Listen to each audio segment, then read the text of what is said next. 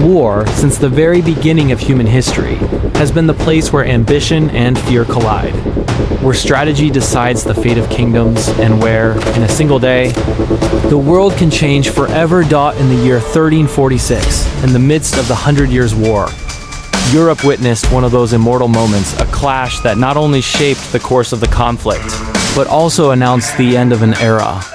On that day, a new way of waging war was born. The Battle of Crécy, fought in northern France, seemed at first like just another confrontation between England and France.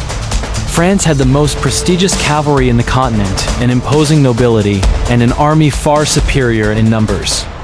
England, on the other hand, was smaller, lighter. But it was led by a king who understood something his enemies ignored, that war is not always won by strength, but by intelligence. Edward III studied the terrain with surgical precision. He saw a gently sloping hill perfect for defense. He saw the mud left by recent rains, which would slow French horses. And he saw the opportunity to turn numerical inferiority into a deadly trap. There, on the crest of the hill, England built a strategy no one had ever seen before.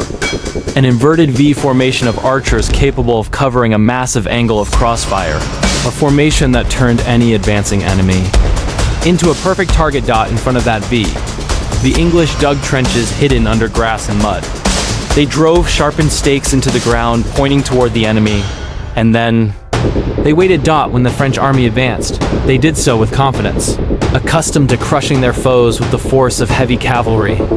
But this time, they were not charging at an enemy.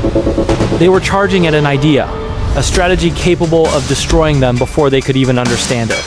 And here's the moment that changed everything. At Crécy, 1346, England won without moving. They chose a hill and formed an inverted V that turned the French into perfect targets. In front of them, trenches and stakes stopped every horse.